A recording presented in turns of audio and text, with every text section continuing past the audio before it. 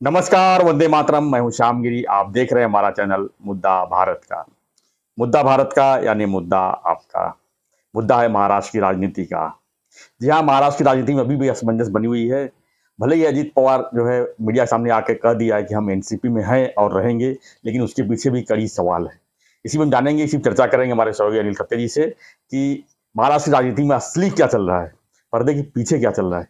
Sir, पर्दे के पीछे की जानकारी हम बहुत देते हैं लोगों को और लोग उम्मीद लगा के बैठते हैं कि हम जो है कुछ नया बोलेंगे और या जो बोलते हैं वही होता है। वही होता है। जी। सर, आज मेरे पास दो गोप्य स्फोट हैं और दोनों भारी हैं। क्या बात है। और मैं चाहूँगा कि जो सोर्स है जी। वो अगर मैं बताऊं तो उसमें ज़्यादा विश्वसनीयता आ जाएगी। जी। सर, अभी कल अजित पवार ने प्रेस कॉन्फ्रेंस ली, उसमें उन्होंने बहुत सारे खुलासे किए जी। और मीडिया पर भी जम के बरसे। बरसे। हमारा मित्र संजय राउत, उसके ऊपर भी बरसे कि हमारी वकीली कोई और नहीं करे, हम हमारे लिए समर्थ है, सक्षम है। और पूरा खापर जो है इसके ऊपर फोड़ दिया, मीडिया के ऊपर। मगर सर, ये बात सही नहीं है। बिल्कुल। हाँ, ये उन्होंने जो बगावत की है की थी, अभी और कहाँ करेंगे, कब करेंगे, वो अलग बात है। मगर जो की थी सर, वो संजय राउत और शरद पवार साहब, इन्होंने मिलके दबा दी। क्या बात, मतलब प्रेशर बनाया गया पूरा अजित पवार की। सर, दबा दी मतलब इस तरह से दबा दी कि ये कोई गेम खेल रहे थे बीजेपी के साथ होके, और बीजेपी की उनको सम्मति थी और अमित शाह का क्लियरेंस भी था उनको कि आप आगे बढ़िए, धीरे धीरे थोड़ा टेस्ट करते हैं कि लोगों की क्या प्रतिक्रिया होती है। क्योंकि अचानक से आप डायरेक्ट आ गए, वो एकनाथ शिंदे के लिए ठीक था क्योंकि उद्धव था वहाँ पे, यहाँ पे शरद पवार साहब है, और पवार साहब को धक्का देके आना तो ये आम बात नहीं है। तो आप अपना मिशन चालू करो और जैसे जैसे मोड़ आते जाएंगे हम हमारी भूमिका स्पष्ट करेंगे। तब तक हम नहीं करेंगे, तब तक हम बोलेंगे कि भाई उनके मन में क्या है वो जानते हैं। तो फर्स्ट थिंग, पहला गोप्य स्फोट मेरा ये है, बहुत सारे हैं जी। तो दो तो मेन है। अमित शाह जी की सम्मति से ये बगावत का जो नारा बुलंद किया गया वो अजीत दादा ने किया था। पक्का, ये पक्का था। पक्का है। दूसरा गोप्य स्फोट ये है कि फडणवीस जी। इससे थोड़े से अस्वस्थ थे, थोड़े से। क्योंकि एक तरफ से वो ये चाहते भी थे कि अपनी बीजेपी मजबूत हो जाए, और पर्टिकुलरली अमित शाह और मोदी साहब जो है वो लोकसभा की सोचते हैं। यस। और लोकसभा के लिए उनको महाराष्ट्र से कम 35 सीट अगर चाहिए, जो आज की तारीख में नहीं मिलेगी। वो 48 में से 25 तक जा रहे हैं अभी, तो जो दिख रहा है महाविकास आघाड़ी 23 और ये 25, लगभग 50-50 चल रहा है। 50-50 चल रहा है जी। तो इसके लिए मोदी और शाह साहब को ये जरूरी लग रहा है कि भाई और एक फोर्स आ जाए और अपनी 40 तक संख्या बढ़े, कम से कम 35-37 तक बढ़े। तो वो अनुकूल है। मतलब अजित पवार को तोड़ना मतलब महाविकास आघाड़ी को तोड़ना पूरा। तो सर, इसमें ऐसा है कि फडणवीस साहब को इसमें ऐसा डर है कि एक तो ऐसा है कि वो आस लगाए बैठे हैं कि भाई कभी ना कभी दो सिचुएशन में वो खुद को विजुअलाइज करते हैं सीएम के रूप में। एक, अगर सुप्रीम कोर्ट का डिसीजन खिलाफ गया तो अगर अजीत दादा आए हुए हैं तो अजीत दादा का क्लेम लग जाता है मुख्यमंत्री के ऊपर, क्योंकि वो मराठा लीडर है और उनका अनुभव ये भी है, और वो डिमांड कर रहे हैं कि मुझे मुख्यमंत्री पद ही चाहिए। जबकि असल में उसके ऊपर भी थोड़ा ये मामला जो है वो थोड़ा सा गर्म भी हुआ है और रुका भी हुआ है। तो कैसे होता है कि आज की तारीख में अगर शिंदे डिस्क्वालीफाई होते हैं और 16 लोग बाहर जाते हैं तो सरकार नहीं गिरती, तो न गिरे सरकार का, जो सरकार गिरी नहीं है उसका नेतृत्व तो ऑटोमेटिकली फडणवीस साहब के पास आता है। बिल्कुल, क्योंकि इनके शिवसेना में दूसरे नंबर का कोई नहीं जो मुख्यमंत्री बन सकता है, और शिंदे साहब भी नहीं चाहेंगे कि अपने जो गुट है उसके ऊपर की पकड़ ढीली हो जाए और कोई मुख्यमंत्री। तो लोगों की आदत ऐसी है, जो मुख्यमंत्री उसके पीछे लग जाते हैं। सब बराबर। तो वो भी नहीं चाहते हैं कि दूसरा कोई मुख्यमंत्री बने। मगर फिर फडणवीस साहब उनका चॉइस हो सकता है, अगर मजबूरी हुई तो हो सकता है। उसको शह बैठ जाता है फडणवीस साहब के सपनों को मुख्यमंत्री बनने के। जब तक शिंदे साहब है वो कुछ नहीं बोलेंगे, कुछ करेंगे नहीं, और वो समाधानी है, ठीक है शिंदे साहब है मतलब मैं ही हूँ, जी जी ऐसा उनका है। तो शिंदे साहब भी अस्वस्थ थे सर इससे, क्योंकि उन्होंने किसी से बात की कि भाई हमारे होते हुए और इतनी मेजॉरिटी 165 लोग हैं हमारे पास, आपको अभी अजीत दादा की क्या जरूरत है? क्या जरूरत है? जरूरत नहीं है आपको। लोकसभा के चुनाव के लिए जो आप सोच रहे हैं, तो हम तो बोल रहे हैं कि हम भी हमारे बलबूते पर ला सकते हैं। उनके आने के बाद जो आएंगे उतने करीबन हम लाएंगे। मोदी की लहर रहेगी तो हम ला सकते हैं। यहाँ पर मैं टोकूंगा आपको, क्या आपको लगता है कि जिस तरह से शिंदे साहब को देख के लोकसभा डिसाइड हुआ था, 6 महीने में ऐसा नहीं लगता है कि शिंदे साहब की पकड़ थोड़ी सी जिस तरह से होनी चाहिए थी वैसी नहीं हो पाई करके ये तीसरा ऑप्शन सोच रही है भाजपा कि शिंदे साहब के साथ में और एक पार्टी अगर और एक गुट आ जाती है तो ही इसमें कुछ हो सकता है, नहीं तो महाविकास आघाड़ी जिस तरह सर्वे आई थी वो भारी पड़ सकता है। सर वो सर्वे झूठ था, जो भी है। विनोद तावड़े का बोल रहे हैं ना आप? जी हाँ सर, विनोद तावड़े से मैंने खुद बात की जी। अभी मैं दिखा सकता हूँ कि मेरी उससे बात होगी, और मैंने मिस कॉल दिया हुआ दिखेगा और उसका आया हुआ कॉल दिखेगा। उसने बोला ऐसा कोई सर्वे किया ही नहीं है हमने, ये बिल्कुल काल्पनिक बात है जी। कोई इस प्रकार का सर्वे नहीं हुआ है। सिर्फ मीडिया वाले कुछ भी करते हैं और छोड़ने वाले पिल्लू सर छोड़ देते हैं। तो उसने, विनोद तावड़े ने मुझे बताया, मैं आपको ऑथेंटिकली बोल रहा हूँ, तो उन्होंने कोई सर्वे नहीं किया, तो सर्वे का संबंध नहीं है जी। मगर आप जो बोल रहे हैं कि लोकसभा में इनका कितना ये रहेगा, हेल्प रहेगा, जी। तो ऐसा है कि वो खुद ही इसके बारे में शासन कह करके, उनके जो लीडर हैं, लोकसभा सदस्य हैं, वो सर लोकसभा में भाजपा के चिन्ह पर ही लड़ने वाले हैं। ये मैं बोल चुका हूँ, शिंदे गुट के मैं बोल चुका हूँ ना शायद, कि भाई वो तय है कि वो शिंदे साहब के जो लोग हैं वो मतलब शिवसेना जितनी सीट चाहिए उतनी नहीं मिलेगी, धनुष्यबाण के पर नहीं, बीजेपी के चिन्ह पर लड़ेंगे। वो इसलिए कि सर मोदी लहर जो रहेगी वहाँ धनुष्यबाण चलेगा नहीं, या उबाठा का मशाल भी नहीं चलेगा, वहाँ पे सिर्फ मोदी साहब का, बीजेपी का कमल खिलेगा। तो उसके लिए वो भी है, और कैंडिडेट इनके रहेंगे या चिन्ह उनका रहेगा, ऐसा हो सकता है। हाँ नहीं, ऐसा ही होगा जी। इनके जितने अभी 13 तो आए हुए हैं और 2-3 आएंगे, 16 हो जाएंगे, और इनको 48 में से 18 चाहिए। फाइनल फिगर में 20 भी मांग सकते हैं, तो 18-20 मतलब 28 उनको देने के तैयार है वो बीजेपी को, और बोल रहे हैं कि ये जो और कोई 1-2 छोटी पार्टियां उनके साथ है उनको भी आप ही अकोमोडेट करो, हम 28 देने को तैयार है, 20 लिया तो 18-20 की डिमांड है, ज्यादा नहीं है सर, उनके 13-15 तो है ऑलरेडी, तो वो तो मानने को तैयार है। मगर ये अगर अंदर आ जाते हैं सर, तब कहाँ से देंगे? तो उनके भी खासदार है ना, उसमें सुप्रिया नहीं आएगी और शरद पवार साहब नहीं आएंगे, मगर फिर बाकी लोग रहेंगे। अभी अपना ये संभाजी की भूमिका करने वाला जो है वो भी आ सकता है इधर, तो वो शिंदे साहब का ऑब्जेक्शन था इनके लिए, इनकी जरूरत नहीं, अपने को नाराज भी हुए वो इस हद तक। ये अपने को शहमात की बात हो रही है कि अपने को शह देने की ये बीजेपी की चाल है, तो वो थोड़े अस्वस्थ है, ये बात सही है। और एक गोप्य स्फोट मुझे करना है, वो ये है कि अभी ये किसने बताया मालूम है मुझे, जो बोलने जा रहा हूँ जी, खुद संजय ने बताया, संजय राउत। तो इससे ज्यादा कोई ऑथेंटिक नहीं हो सकता। उसने बोला कि इनके कारनामे जैसे ही शुरू हो गए अजीत दादा के, वो आमदार लोगों से बात करने लगे कि अगर मैं ऐसा कोई निर्णय लेता हूं तो क्या आप मेरे साथ रहेंगे।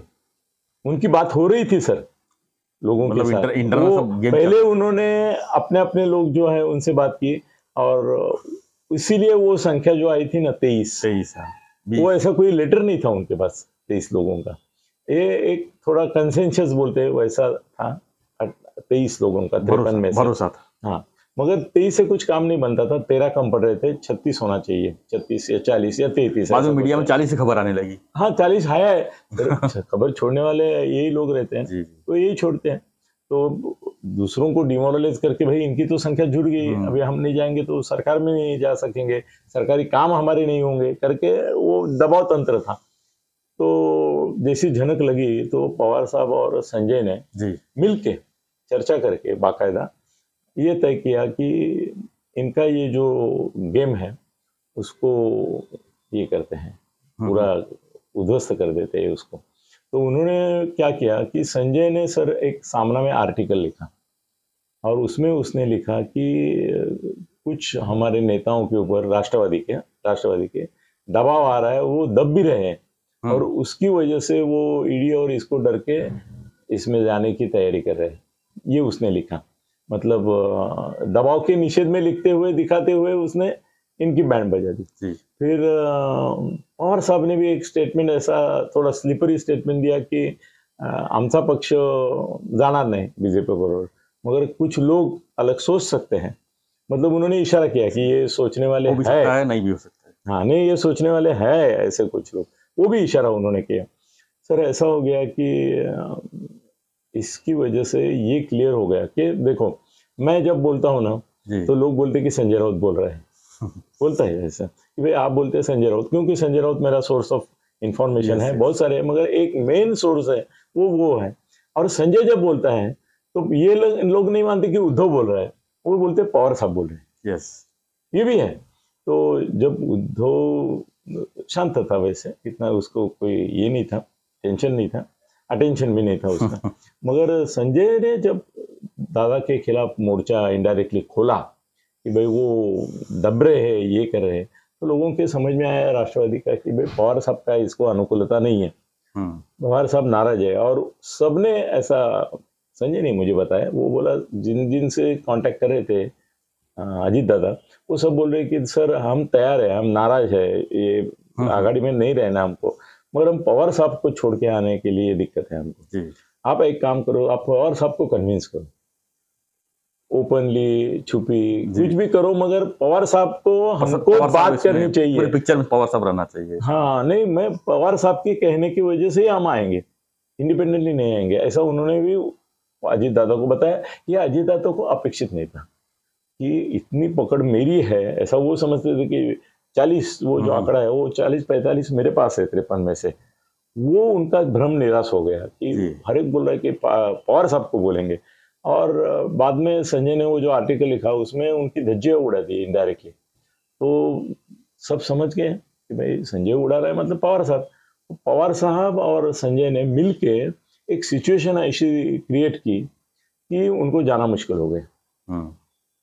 और उन्होंने बीजेपी को भी इशारा दिया कि भाई इस तरह से आप ये करेंगे ये नहीं चलेगा। तो बीजेपी वाले भी थोड़े से, फडणवीस साहब तो अस्वस्थ थे ही, क्योंकि उनको और कोई शहर नहीं था, एक शिंदे को निकाल के बना के बिठा दिया था, अब ये आएगा तो ये पार्टी के ऊपर भी हुकूमत चलाएगा। बिल्कुल, अजीत दादा तो बड़ा शातिर आदमी है, वो तो करेंगे। तो ऐसा हो गया कि इसमें कुल मिला जुला के बीजेपी का नुकसान लग रहा था आपको, ऐसा बोल सकते?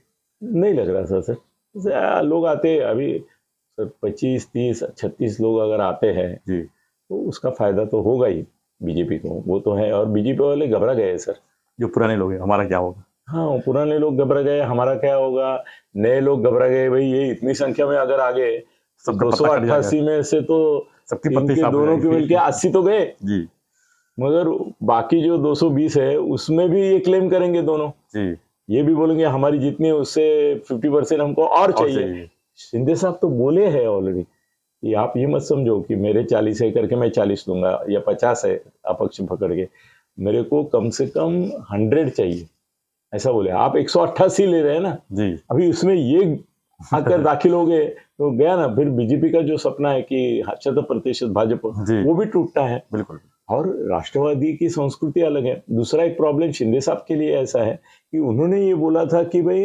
राष्ट्रवादी से हमारी जमती नहीं, राष्ट्रवादी के दबाव में उद्धव आ जाते हैं, इसके लिए हम पार्टी छोड़ रहे हैं।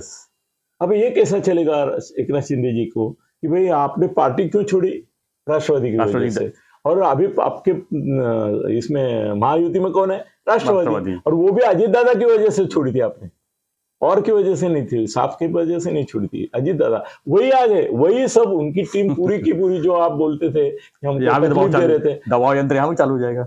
नहीं, दबाव तंत्र सर छोड़ो, जिनके लिए उन्होंने पार्टी का त्याग किया ऐसा बता रहे थे वो सब आ जाएंगे ना, अजीत दादा अकेले थोड़े आएंगे, उनके साथ भुजबल आएंगे, जितेंद्र आवाड़ आएगा, पाटिल साहब आएंगे, अपने उनके अध्यक्ष जो है वो भी आ जाए, सभी मतलब जिन जिन से इन्होंने निषेध किया था उनकी दादागिरी का, वो सब इधर आ जाएंगे। फिर फायदा क्या? फिर सर उन्होंने देखो, शिंदे साहब ने भी एक चाल चली जी। उन्होंने खुद बोला नहीं कुछ, इसके ऊपर कोई भाष्य नहीं किया, वो शांत रहे, देख रहे हैं, बोले क्या हो रहा है वो देखते हैं, पत्र मीडिया मध्ये काय आलं याच्यावर मी जात नाही। मगर उन्होंने संजय शिरसाट को बोल दिया। सर प्रवक्ता बदला उन्होंने, तुम्हारे ध्यान में आया? जी, दिखा मैंने। हाँ, केसरकर नहीं है अभी। नहीं, अभी ये संजय शिरसाट है जो एग्रेसिव है, उसने बोल दिया कि अगर राष्ट्रवादी साथ में आती है तो हम साथ में नहीं रहेंगे, हम बाहर चले जाएंगे, गुट आता है तो रहेंगे। सो बड़ी बात हो गई, बड़ी बात हो गई कि अगर वो राष्ट्रवादी आती है, मतलब राष्ट्रवादी बैनर पे आएंगे तो नहीं हो। हाँ नहीं, राष्ट्रवादी वो सर और एक चर्चा है कि भाई वो बीजेपी में आएंगे या राष्ट्रवादी गुट रखेंगे। मेरी जानकारी थी कि वो उनको बोल रहे थे कि हम बीजेपी में नहीं जा रहे, हम जैसे शिंदे साहब का शिवसेना है ऐसा हमारा राष्ट्रवादी महाराष्ट्रवादी रहेगा। समझो, ऊपर पवार साहब ने अगर सम्मति नहीं दी तो महाराष्ट्रवादी रहेगा। पर गुट बनाने की बात इनके दिमाग में थी, वो नहीं चाहते थे बीजेपी में जाके उनके गुलाम बन जाए। तो एक बार बीजेपी में ये सब जाते हैं तो ताकत बढ़ेगी उनकी, और इनकी सबकी बार्गेनिंग और ब्लैकमेलिंग पावर जो है पॉलिटिक्स में जरूरी, वो कम हो जाती है। बिल्कुल कम हो जाएगा। तो फिर तो भाजपा जो कहेगा वही। हाँ, तो संजय शिरसाट ने एक छोटा सा टाइम बॉम्ब लगा दिया, वे आप अगर इनको ये करते हैं लेते हैं तो हम नहीं रहेंगे। शिंदे साहब नहीं बोले कुछ, मगर उन्होंने बोलने का व्यवस्था कर दिया, वो भी एक इशारा था। तो मतलब सर यहाँ पे महाआघाड़ी जब डावाडोल हो रही है तब महायुति में भी शिंदे साहब नाराज, ये नाराज, वो नाराज, ऐसा हो रहा होता। कांग्रेस वालों भी कैसे है ना, राष्ट्रवादी के साथ यहाँ पे महाआघाड़ी करेंगे, और राष्ट्रवादी यहाँ आती है तो उनके कांग्रेस के भी कुछ लोग हैं जिनको बीजेपी में आना है, वो भी थोड़े चल बिचल हो जाते कि भाई जिनसे लड़ने के लिए हम लोग बीजेपी में जा रहे थे वो तो यहाँ आके बैठे, अब लड़ेंगे किससे? या तो हमारी जो ये है लोकल लेवल पे दुश्मनी वो तो राष्ट्रवादी से है। तो सर ये गोंधल का गणित नहीं बैठ रहा है, पूरा गणित बैठ नहीं रहा था। और ऐसा हो गया कि ये पवार साहब को डर रहे थे, कौन? उनके ही लोग। इसके लिए ये तोड़ना आसान था, खाली उनको बोलना था। और सर अजीत दादा बोले ना कल कि मीडिया का बना बनाया खेल है, मेरा कुछ संबंध नहीं उससे। तो मुझे एक चीज आपको नजर में लानी है कि आज सुबह से पवार साहब खुद हर एक एनसीपी के एमएलए से बात कर रहे हैं। जो गए 12-8 कुछ लोग गए, उनसे तो बात की उन्होंने कि तुम्हारे मन में क्या है, क्या शिकायत है, बोलो मुझसे, I will see to it that, तुम्हारा कोई परेशानी है तो दूर करता हूँ। मगर वो रुके नहीं है सर, 53 लोगों से बात करें। इसका मतलब क्या हुआ? इसका मतलब अजीत दादा ने जो गेम किया है वो पलटने की कोशिश में है। वो अगर गेम किया ही नहीं होता तो 53 लोगों से क्यों बोलते थे? बिल्कुल, शरद पवार साहब ऐसे 53 लोगों को बोलने का ये नहीं रखते थे, मगर अभी उनको जरूरत महसूस हो रही है कि कौन कौन क्या क्या बोलता है, कल उसको बोल सकेंगे, पूछ सकेंगे कि भाई ये क्या है। उनको पूछेंगे कि भाई तुमने तो मुझे ये बताया था कि तुम्हारी कोई शिकायत नहीं, तुम पार्टी के साथ रहने वाले हो, ये अभी अजीत दादा की क्या बात हो रही है तुम्हारी, ऐसा पूछ सकते हैं। और एक नैतिक दबाव आता है सर। पवार साहब जब बोलते हैं ना तो सबकी बोलती बंद हो जाती। तो शरद पवार साहब और संजय राउत ने मिलके ये अजीत दादा का गेम जो है वो ध्वस्त कर दिया। ध्वस्त रहेगा कि आगे कुछ और विचार बन सकती है इस पे? सर अभी मैं बोलूं ये कैसे है कि ये जो कोप मतलब बंड कर रहे थे उसका अबॉर्शन तो हो गया अभी अभी फिर से गर्भधारणा करने के लिए टाइम लगेगा जी। मगर कुछ तो अजीत दादा को अभी ये सेटबैक जो है वो भारी पड़ेगा ऐसा लगता है। अभी पवार साहब अगर नहीं चाहते, अभी सर कैसे है ना, इसमें और भी एक बात है कि करना है तो मेरे थ्रू करो। पवार साहब का कहना क्या है कि मेरे थ्रू करो, अजीत दादा को साथ में लेके मत करो। सीधा मोदी और शाह लेवल पे मुझसे बात होगी, फिर मैं निर्णय लूंगा। ये भी एक बात उसमें है। ठीक है सर, धन्यवाद सत्य जी। तो हम चर्चा कर रहे थे कि महाराष्ट्र की राजनीति की स्थिति और अजीत पवार का जो वक्तव्य था कल का, जो उन्होंने मीडिया सामने कहा कि हम जो है राष्ट्रवादी में हूँ, राष्ट्रवादी में रहूंगा, आखिर में ये कहने की नौबत क्यों आई, इसी पर मजबूरी अभी उनकी। इसी पर हम चर्चा कर रहे थे। आपका जो है, आप क्या सोचते हैं इस बारे में? अपनी प्रतिक्रिया जो है हमें कमेंट बॉक्स में लिखिए। और जो हमारा रिक्वेस्ट है, अगर आपने चैनल सब्सक्राइब नहीं किया है सब्सक्राइब कीजिए और बने रहिए हमारे साथ में। देखते रहिए हमारा चैनल मुद्दा भारत का। धन्यवाद। जय हिंद, जय महाराष्ट्र।